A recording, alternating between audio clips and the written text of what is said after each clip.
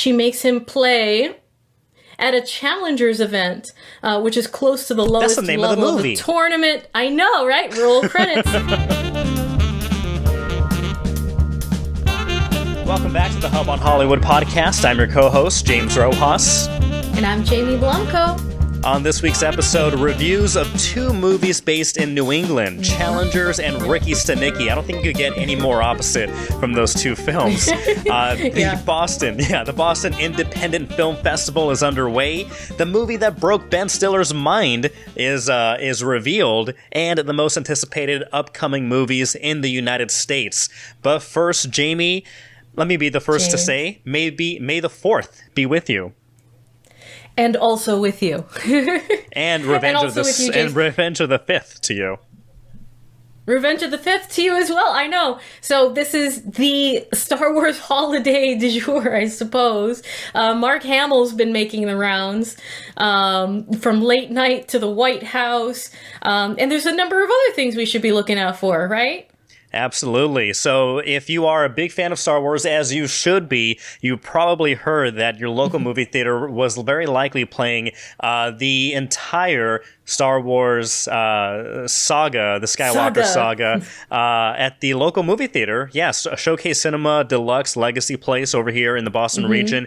They were holding their Star Wars movie theater marathon, and it was great seeing so many people online posting on social media like pictures of like the Phantom Menace or the Attack of the Clones or Revenge of the Sith. So I think it's very fun for people like ourselves when we were kids when those movies came out to be able to see it again as adults. Whether they're good movies or not, that's up for debate and personal taste, but it's cool to see them back up on the big screen. But they're not just on the big screen, they're on the big stage as well. And Jamie, I learned this just about you just recently, that that you are a fan of the Star Wars Burlesque show, the one that is coming to Boston. So much so is that you've been there more than once. That's right. So I don't know what that says about me, James, but I have a group of friends, and my anime friends who I go to all the Boston conventions with and may or may not dress up as all of my favorite characters with, that we very much enjoy going to the Star Wars Burlesque, which is coming back to Boston starting in May. It's like a month-long run of this stage performance that they have going on. And look, you know, whether you're into burlesque or not, if you're into Star Wars, it's worth going. It is so fun. It's fun, it's sexy, it's silly, and they're not only spoofing the women, let's say, they've got guys too. There may or may not be a wrecking ball scene at the end of it with Emperor Palpatine. Oh, God. I'm just saying. It's a wild time. It's a wild time. So if you don't want to spend, like 9, 12, whatever hours, in the theater watching all of the movies, but you want to have a little bit of fun, after hours with, to honor Star Wars, this is an option too. Tickets are on sale right now for the Boston Burlesque. The Boston Star Wars Burlesque that is back in town. This month. Empire. The Empire strips back. So that's back. That's awesome name. Let me ask you, because as you've seen it, I'm curious which character lends itself best to burlesque. I would assume, I think the obvious answer is, like Leia. That's like an obvious answer, but I think Lando would probably, hold his own. Lando's got it going on. Anakin too. Come on. Tall, dark, and handsome. So is it the entire Star Wars universe, not just like the original 03, original trilogy movies that they have characters in burlesque, or is it just the entire? It's the whole universe. So even it's the Kylo whole Ren? Universe. I don't know if Kylo Ren's been added. I think they would have to pull you out of the theater because you'd be losing your mind. Maybe, yeah. I'd probably be knocked out in the aisles there, and they'd have to drag me out. But I wouldn't be surprised if they've added him in the last couple of years. But they've got, of course, the aliens that dance in front of Jabba the Hutt. at Jabba's palace, the ones with the big heads. I used to remember the name of the species, but it's the whole universe. It's the whole universe. It's great for girls and guys. Yeah. Everyone who Guys loves and Star dolls. Wars, guys Yeah. and dolls, right? I think that's what I was trying to say. Yeah, so I'd be excited to see what they've added since the last time that I saw it, because they're always updated. They're always on it. Maybe they've got Mando, Ooh.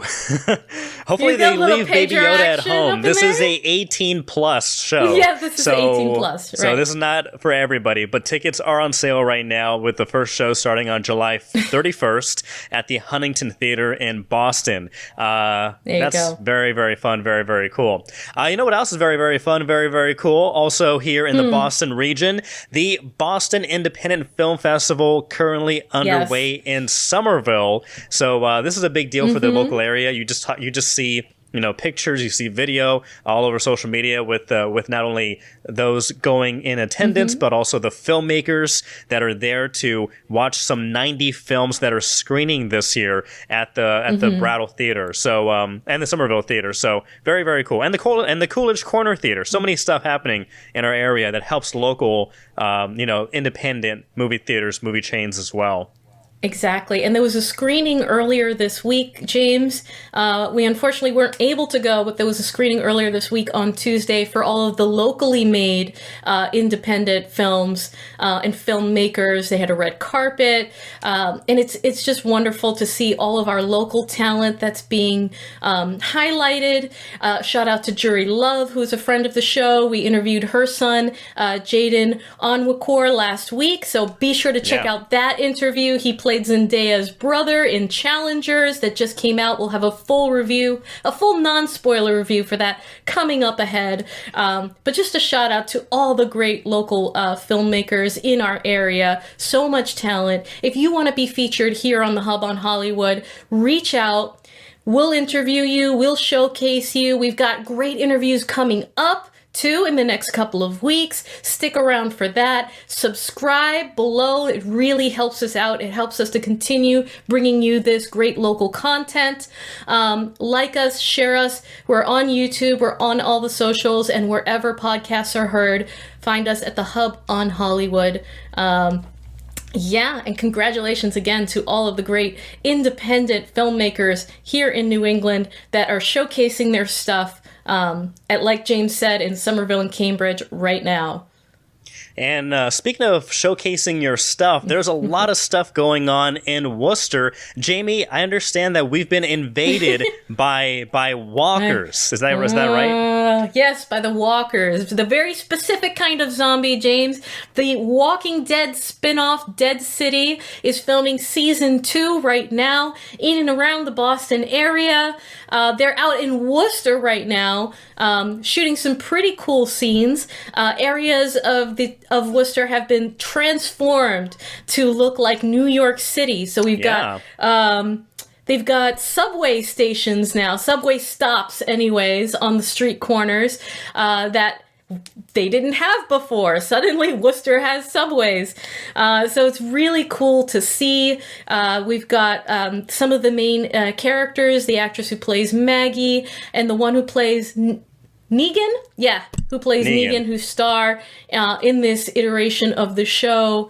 So it's just very exciting to see. We've seen them all around town. Local fans on Facebook have been taking lots of really interesting pictures and videos of the zombies walking through the streets, of the walkers, of soldiers, and general post-apocalypticness that is invading. And they will be filming Dead City Season 2 through July, James. So there's going to be plenty more to see as they move around the Boston region filming this very cool show.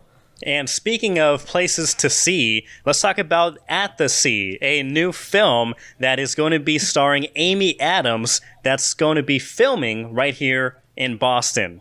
That was a pretty smooth transition, right? I sailed right into that one.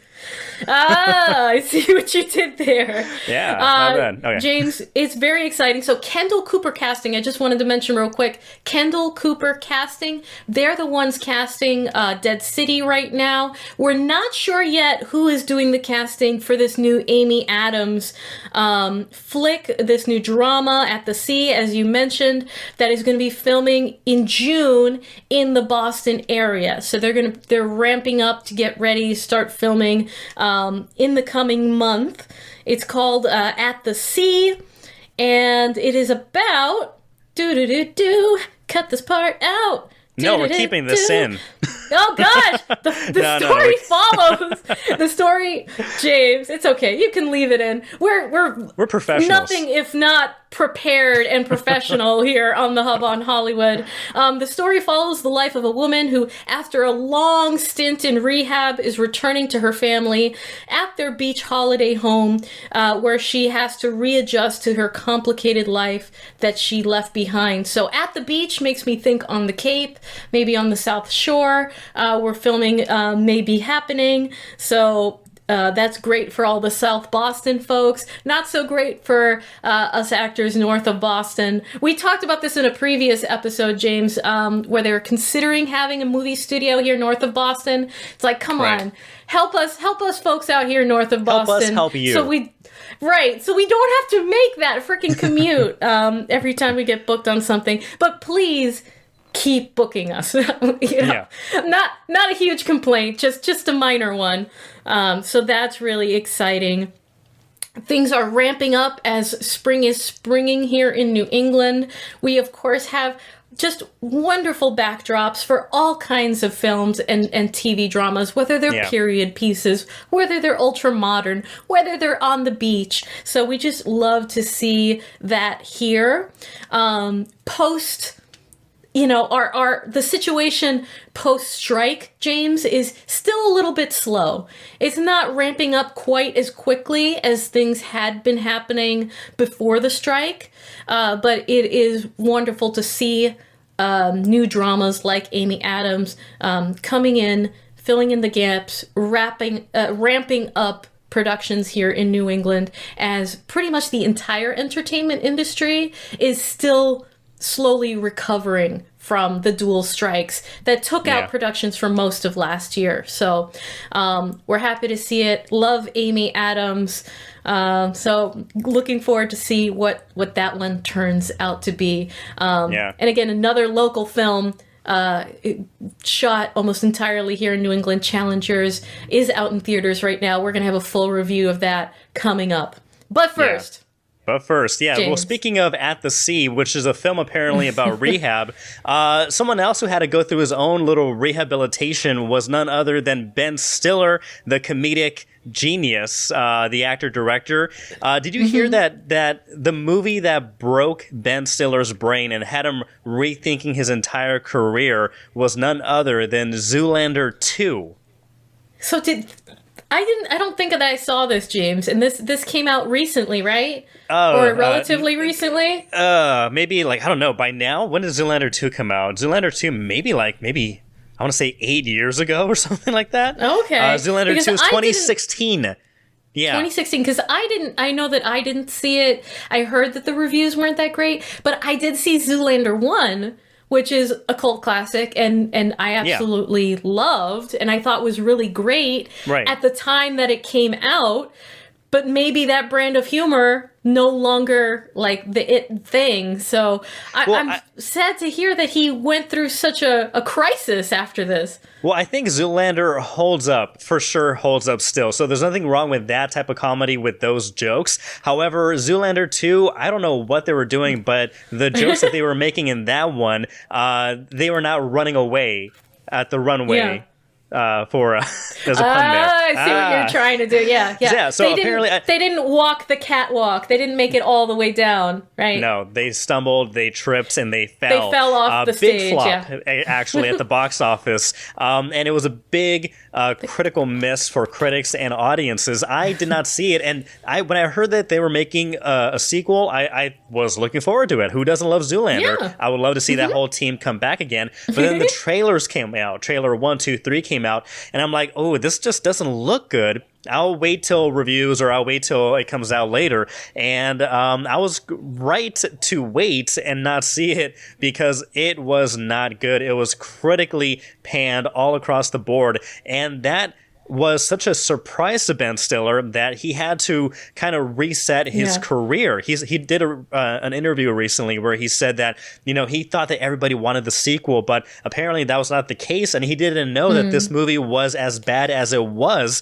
And because of that, he started questioning like his own comedic chops, his own comedic knowledge, like what people find funny. He was like in a tailspin for a while. And so the good news, the silver lining that came out of this, was that this had him focusing less on quote-unquote cash grab films and focus more on other opportunities with larger other projects with larger impacts, including one show called Severance, and that has been a big hit, and it kind of helped him kind of like get back his footing, his confidence, and we saw him get back into the comedy game afterwards again. But he said he was scared by the reaction, and he said if Zoolander 2 had been good, had been praised, he would have done a Zoolander 3 and a Zoolander 4. So in a weird way, he's thankful that it went down the way it did, because then it opened up his opportunity and his eyes for other things, other projects,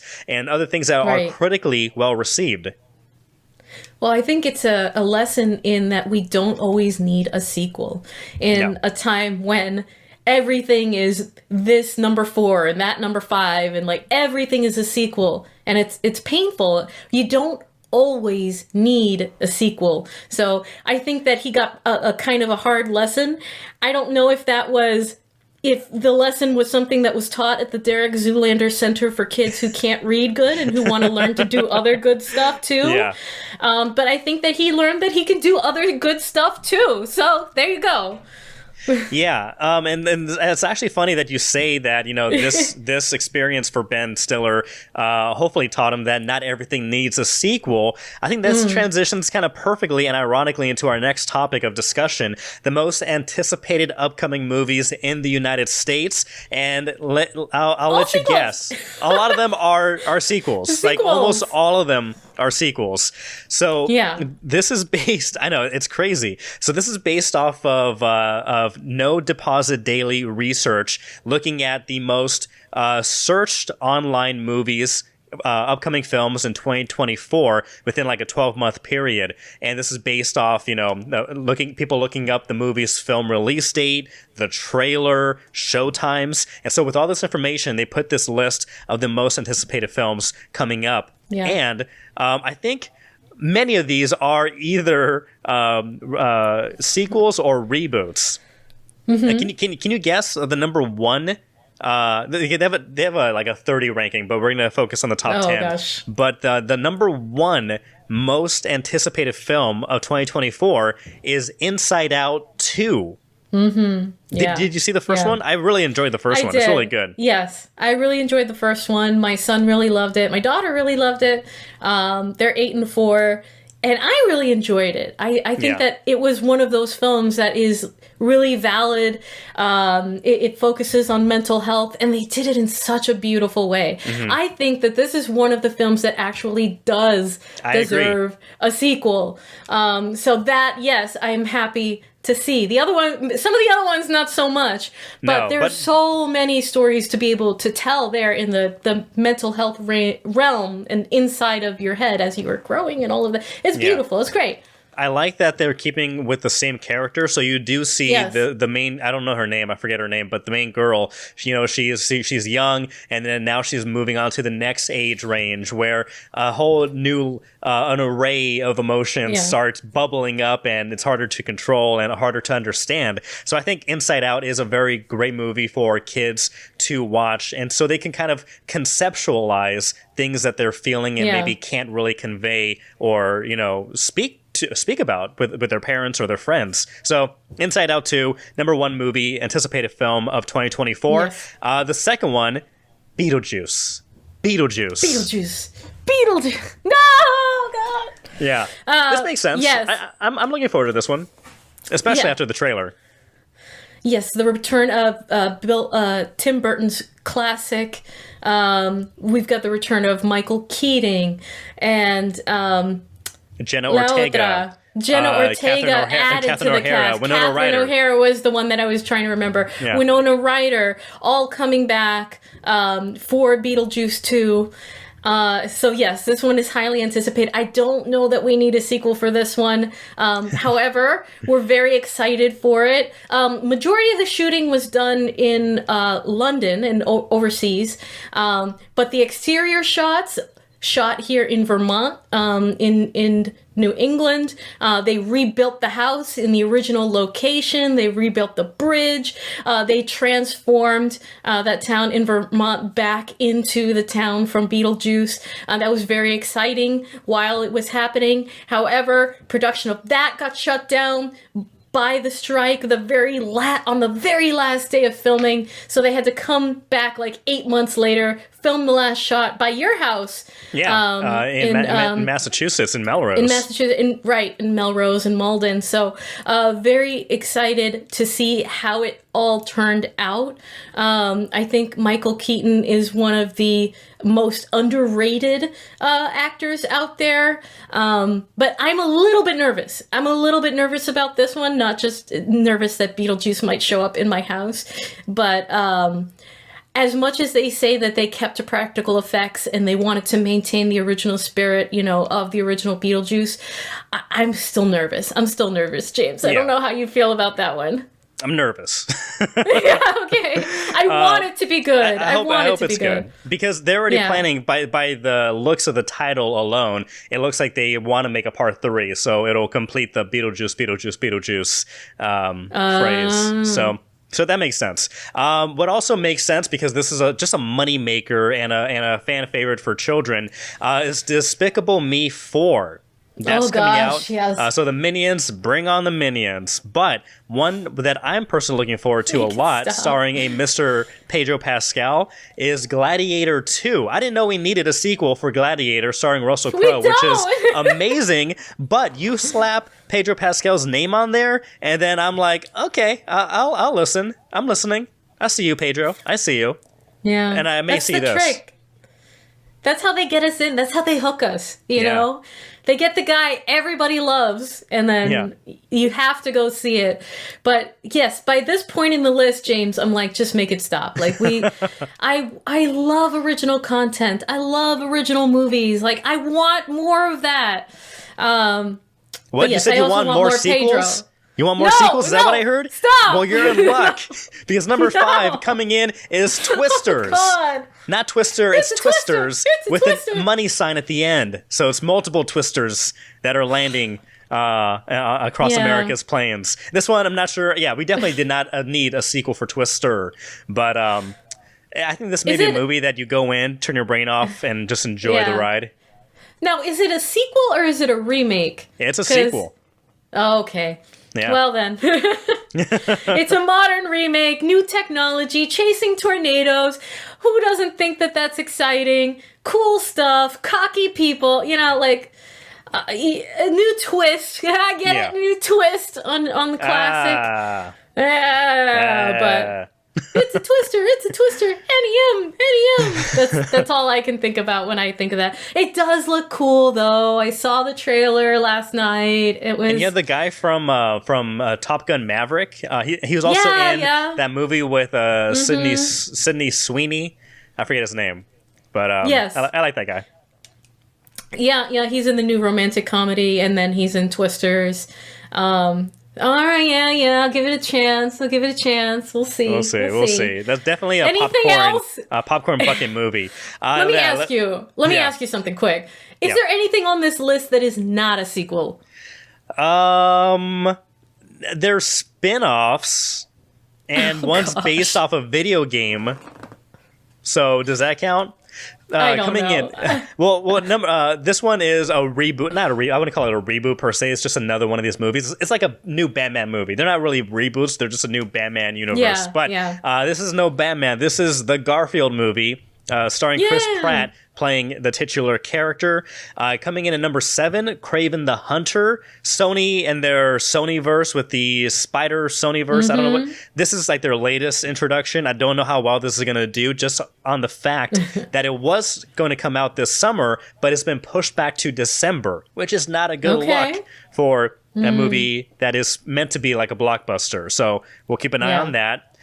Borderlands, if you're a fan of the video game, I've never played it, but I hear a lot about it. That is coming out this year. That is starring is Jamie Lee Curtis, Kevin Hart, the girl who was the daughter in Barbie, and who also played Ahsoka, the child version of Ahsoka in Ahsoka. Yes. That actress is in it, so we'll see how that goes. This one I'm kind of looking forward to. I wasn't initially on board, or I had no rush to see this film, but after watching the first one and the second one, which I do think is an improvement, which is saying something because I like the first one, but Sonic the Hedgehog 3, I was surprised by this series. These are actually good movies I enjoy. So Sonic the Hedgehog 3, the number 9 most anticipated film of 2024. And rounding out the list, what's number 10? Rounding out the list is a reboot of sorts. It is The Crow, starring, what's his name? He played It. I know his name. Oh, Skarsgård. Alex Skarsgård? Oh, is it Bill Skarsgård? Bill Skarsgård. Okay. Yeah. Are you sure? I'm Bill Skarsgård, yes. What is Bill Skarsgård? Yes, I'm sure. Okay, great. There we go. Yeah. Nothing but we are just the most prepared, most professional and expert, moviegoers here on the Hub on Hollywood. It took a second, but we got it. It's all right. We get it. Yeah, his father, Stellan Skarsgård, who is in the new Star Wars series. Well, I'm blanking on his name too. It was based off Andor. Stellan Skarsgård in Andor is fantastic. I love that guy. He was also in Dune and Dune 2. That actor, he's amazing. Bill, his son, is also really good. But those are the top 10 most anticipated films. I was actually surprised, and depending on what 12-month period this was looking at, I was surprised that Deadpool and Wolverine came in at number 32. Again, this could have been before the recent trailer came out or the teaser, so that's why it's so low on the list. But if you were to redo it, I would think this is definitely higher at this point. Deadpool and Wolverine. I'd say that's my number 1. Yeah. Previously, Fall Guy was my number 1. I'm looking so forward excited. to Fall Guy. I want to see Fall Guy. Yeah, we have to go. Paddington 3, Paddington in Peru is coming out this year. That's up there too. I saw that. Okay, I saw that preview for Paddington when I took my son to go see a recent kids movie, and I'm like, oh my god, James is gonna lose his mind. I was telling him, hey buddy, James loves Paddington. Paddington. That's James. So, okay, cool. So that's what you're looking forward to. Yeah. What are you looking forward to? Let us know down below in the comments which movie deserves to be in the top 10 and which one should not be in there. Twisters. Excuse me. Excuse me. Oh, you got something in your throat? Is it a twister? Yeah. It's a little twist in there. I'm trying to think of other tornado puns. It's swirling in my head right now. I can't think of it. All right. Okay, enough of this back and forth. Let's talk about this other type of back and forth. This back and forth game that we call love and competition. and competition and tennis. Are you any good at tennis? I'm a pro at tennis. I would have gone pro if it wasn't for my... Your terrible injury? My terrible injury that I do not speak of. Oh, yeah, that one. Yeah. Exactly. So Challengers is out in theaters right now, James, about this toxic love triangle between these tennis players, directed by Luca Guadagnino. He is an Italian film director who's having a moment right now. He's known for Call Me By Your Name. So he's used to these telling these erotic kind of stories. So they have that eroticism in it, but it's also about love and really great, beautiful and unique visuals, and that's sort of what we get in Challengers also. I saw it, James. You haven't seen it yet. I'm sure a lot of people haven't seen it yet. So this is going to be a non-spoiler review to the best of my ability. And here's the thing.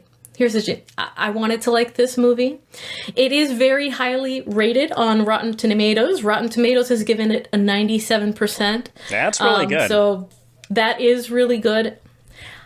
I didn't feel it, though. You didn't love it? I didn't love... yeah, exactly. I did not 1530 love it. I didn't. So, James, I think by far the best part of this film is the chemistry and the acting prowess of its leading cast. We have Zendaya as Tashi, Mike Feist as Art Donaldson, and Josh O'Connor as Patrick. So here's the rundown of the plot. Tashi is a tennis player turned coach who's transformed her husband, Art Donaldson, from a mediocre player into a world-famous Grand Slam champion. But to jolt him out of a recent losing streak, she makes him play at a Challengers event, which is close to the lowest level of the tournament. I know, right? Roll credits. And tensions soon run high when he finds himself standing across the net from the once promising, now burnt out Patrick, his former best friend and Tashi's former boyfriend. And that's not a spoiler. That is the synopsis of the movie that is out there on Google. So it is not only a film about this toxic love triangle that spans over like 2 decades of the film, but it is in fact, James, a blatant metaphor for the game of tennis itself, with some of these characters embodying the metaphor to the extent that they become a little bit more anthropomorphic, and sadly, or at least in my, perception, maybe a little bit more one-dimensional than they were if they were just like actual human beings. Like I said, or maybe that's just my interpretation of it. You could say maybe the guys are the racket and Zendaya's the ball, and they're just, they're going back and forth. I'm just saying. The soundtrack is a little bit jarring, with this like 90s, like early 2000s house techno, beat that is kind of exactly that plays exactly that plays every time there's like a match, or every time there's like a really intense scene involving their relationship or this love triangle. So it plays during the gameplay, it plays during their moments together, and it becomes a little bit repetitive and jarring, and sometimes you can't even hear what they're saying because the music is drowning out the dialogue. And that might be intentional, because maybe they're just drowning in the presence of each other. I don't know. That's what love is. It's deafening. Exactly. It's this back and forth push and pull, whacking around with rackets. I think that's how I understand with metaphorical rackets, right? With rackets, quote unquote. But yeah, that point where you're just like in front of your crush and like everything is drowning out and you can't even hear the words that you're saying because of the blood pulsing in your brain.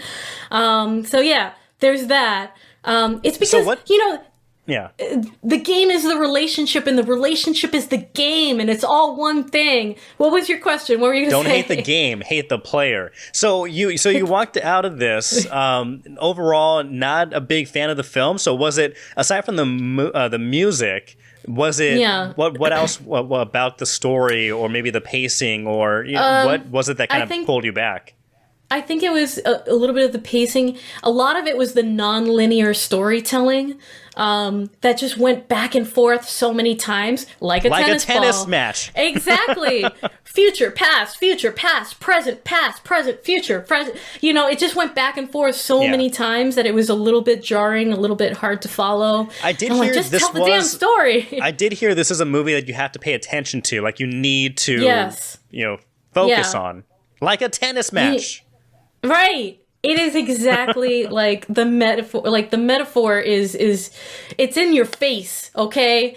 It is just very strongly, every facet of this movie is like a tennis match. And if tennis matches are boring to you, and if techno music is not your thing, then this might not be, your thing. But I think I'm more upset, like I said, with the directing choices, the pacing, the forced metaphors. The acting was phenomenal, as were the characters' chemistry. But I feel like the composition of the movie was kind of pretentious. Like a tennis match. So, I don't know. Maybe it just, maybe I do have to give it a round of applause. Maybe you're just not a fan of tennis. Exactly. This has warped your mind. This has twisted your mind. It's a twister. It's a twister. Just bringing it back. And just bringing it back to Twister. That's all we can do. So maybe it's just me. I'm the problem. It's me. But everything about this movie is tennis. The relationships are tennis. The pacing is tennis. The perspective, the non-linear storytelling is tennis. All of it.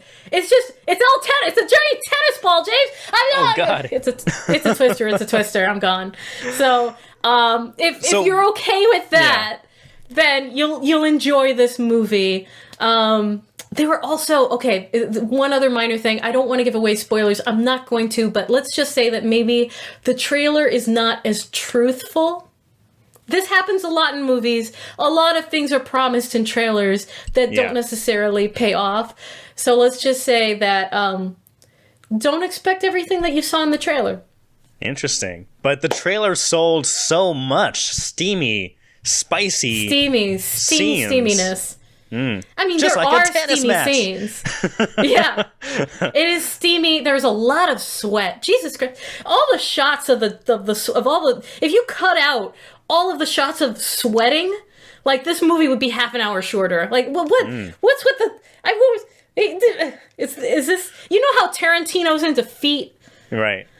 I think this guy is into sweat. So, anyways, go see it. I mean, 97% on Rotten Tomatoes. Yeah, I do want to see it. My wife and I are still planning to when we find some time. But but it's good to hear your perspective as well. So filmed in New England. So I was not background on this. I was a background vehicle. So my car is in the movie. But did you see I'm Jaden? Not in the movie. I did. So we did see Jaden Onwuakor, who plays Zendaya's brother. He's in the very beginning of the movie. It's a pretty short scene, but you do see him. And he's at like her graduation party, at her high school graduation party, which was really cool. So very proud of Jaden. Be on the lookout for him. And again, check out our interview with Jaden talking about his experience on the set of Challengers and how he got to meet Zendaya. And, all he could say was like, she's so pretty. She was so pretty. Which is just it's so fun. Yeah, that was a good interview. He's 13 really years old. 13 years old and a rising star in his own right. So be sure to check out that interview. Yeah, he's an actor, he's a model, he's a musician, he's an athlete, he's like an astronaut, right? Is that what he said? Yeah, he's a pilot. He's an Air Force pilot. Planes. He's flying. No, it's incredible. He's got an incredible future ahead of him. So yeah, shout out Jaden and his mom, Jury Love, who's also an amazing actress and filmmaker, indie filmmaking in her own right, and friend of the Hub on Hollywood. So, woo-hoo. All right. Kudos. Yeah. Well, you know who else has an incredible future in acting? This little guy you may have heard of, John Cena. Have you heard of this guy? This little guy, yeah. I might have heard of him. I might have, yeah. Yeah, so this movie came out, I believe, back in March, but I just got around to seeing it. It's streaming right now on Amazon Prime, but Ricky Stanicky, rated R.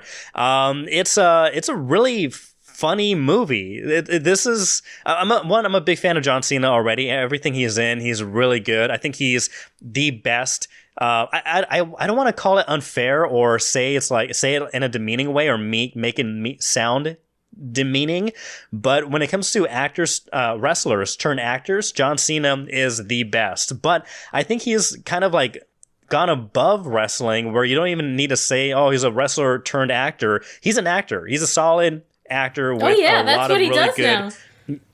He's so skilled, so talented, a lot of charisma. I love watching him on the screen in general, and he's fantastic in this movie. But basically, for a quick rundown of the story, Ricky Stanicky is a story about these 3 childhood best friends who, when they pull a prank that goes terribly wrong, they invent an imaginary friend called Ricky Stanicky to get them out of trouble. And then through the past 20 years beyond that, these 3 friends still use this non-existent Ricky character as an alibi for their immature behavior, for getting out of anything they don't want to do, whether that's like a baby shower or a party or like a business event or what have you. They always go and fall on this Ricky Stanicky. Oh, he needs us, or we need to help him, or he helped us do this. So he's like their scapegoat for any situation, and they've been doing it for 20 years. And like their family, they believe this guy's real. Their partners, their wives, boyfriends, they think this Ricky Stanicky is real because they're always talking about him. And so, but things get out of hand at one point, so much so that they have to hire this actor, this guy who is, a washed up actor, this current raunchy celebrity impersonator, named Rod Rimstead, to play Ricky Stanicky. Those 3 friends originally, they're played by Zac Efron, Andrew Santino, and Jermaine Fowler. And this movie is so much funnier than I expected. And again, This is mainly due to John Cena and his incredible charisma and his commitment to the role. If you watch the Academy Awards, this past one, you will know how committed he is to a bit or to a role, because he came out just with the winning envelope just covering his bare naked body. And so he's not afraid to go all out for whatever he's doing, and he goes all out in this film. And so he's a very good actor, very fun to watch, but a simple but fun story. The jokes are well paced. I was laughing throughout this thing. The acting is good. John Cena steals the show in every scene that he's in. It's getting, pretty average to good ratings from the audience score. So on Rotten Tomatoes, it has a 72% audience score. Critics are a little more rough, but on IMDb is getting 6.2 out of 10. Again, this is a simple story, you put it on, watch it. I wouldn't say you necessarily forget it, because I'm still thinking about funny scenes, but I recommend it if you are looking for something light and something fun. Again, it is streaming on Amazon Prime right now, so I recommend Ricky Stanicky. Awesome. James, so how does this compare to some of these other, maybe raunchy movies about guys going crazy, The Hangover, and how does it kind of measure up to some of these other similar films?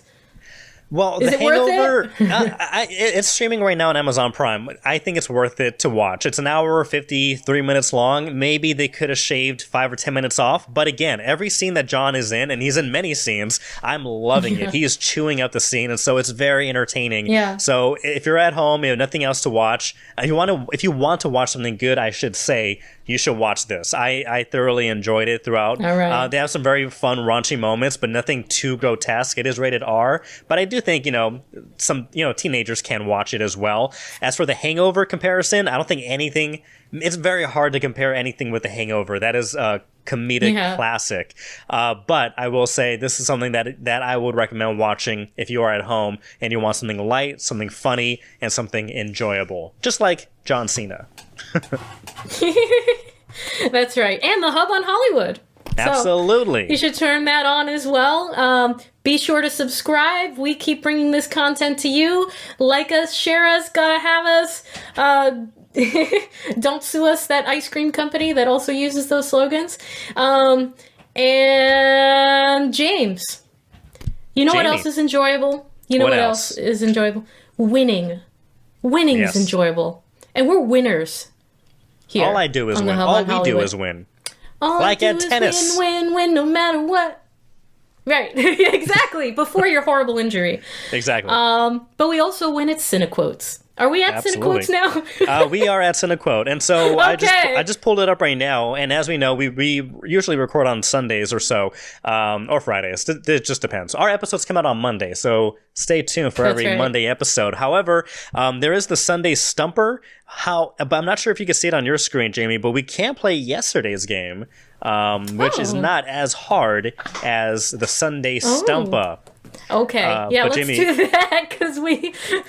Yeah, I see it. Let's play yesterday's game. Cool. All right, and And, for those who are unfamiliar, CineQuote is a every day on CineQuote.net, a new mystery movie is selected, and you are there to guess or find out which movie it is of the day based on 5 quotes. And so, Right. Who are you fighting over there, Jamie? Okay. So we have a guest who just walked in.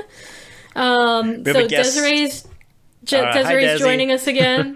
Desi, say hi. Hi. Yeah, Hi, she's going to join Desi. us. She's back and, for another Sunday Stumper. That's right. So let's see how we do. Are we doing yesterday's or today's? We are playing yesterday's. Okay. All right. I'm ready when you are. Okay, we are doing first quote in 3, 2, 1. Can't you think of anything else you want for your birthday? Something very special? Yes, What? a bush baby. A bush baby? Well, we'll have to see about that. Is this like an Australian movie? Because Bush Babies, I think they're like in Australia or some jungle of sorts. It sounds like an older film too. Maybe like a Crocodile Dundee. Perhaps that could be a good first guess. All right, Let's just guess. get it out of the way. Crocodile Dundee from 1986. We'll do. Okay, ready? And Guessing. submit. 3, 2. Whoops. It is not. Okay. Well, we'll do guess number 2. Guess 2 in 3, 2, 1. Should certainly indicate his integrity and self-confidence. If he were wrong, it'd be the surest way of proving it. It would be if he knew he was wrong. Look, Dave, I can't put my finger on it, but I sense something strange about him.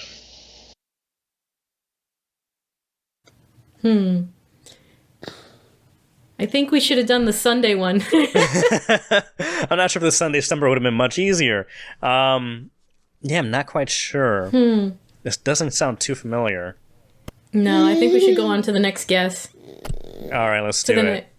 Next quote. In 3, 2, 1. X-ray Delta 1, this is Mission Control. Roger, you're 1930. We concur with your plan to replace number 1 unit to check fault prediction. We should advise you, however, that our preliminary findings indicate that your onboard 90000 computer is in error predicting the fault. I say again, in error predicting the fault. Yeah, I don't know. This sounds really old. It does. I think we can just only move on to the next quote. Anybody listening have any ideas? I know, we are not doing well on this Write one. your guesses below, and we'll see if you're right or not at the end of this video. And be honest, you can't just do it after the end of this and just cheat and put whatever they tell us it is. Okay, guess number Put your 4. guess right now. Here we go. In 3, 2, 1. 18 months ago, the first evidence of intelligent life off the Earth was discovered. It was buried 40 feet below the lunar surface, near the crater Tycho. Except for a single, very powerful radio emission aimed at Jupiter, the 4-million-year-old black monolith has remained completely inert. Is this Space Odyssey? Space Odyssey or 2001: A Space Odyssey. let's try. Okay, we'll try it. In 3, 2, 1. Yes. Yay! All right. All right. Yeah, it sounded, the first 2 quotes And also the third one. I don't know. It just sounded very 60s. And Space Odyssey came out in 68. But, Woohoo! all right. Cool. All right, we won. remain winners. Yes. Yay! Just like a tennis match. Hooray. We've come out victorious, as we always right. do. Yay! That sounded convincing, right? Yeah, exactly. Yeah, All right. we should play tennis sometime. You know, if you can Absolutely. still walk or move your arm, or was it a crocodile that got you? I don't want to talk Crocodile about it. Dundee? It's very You don't want to talk personal. about it? Okay. All right. Well, All right. We will continue talking about movies here on The Hub on Hollywood every week. And maybe somewhere along the line, we will find out whatever this mysterious, horrific injury was that James suffered that ended his tennis career. I don't want to and talk if you about wanna it. know, if you want to know I'm what that is, kidding. keep watching us here on The Hub on Hollywood. It was a great episode, James. We talked about a lot of stuff. We've got cool things coming up in the future, so people should continue to join us for that. But until then, I'm James. I'm James. We'll see you next time. Bye. Bye. Say bye. Bye.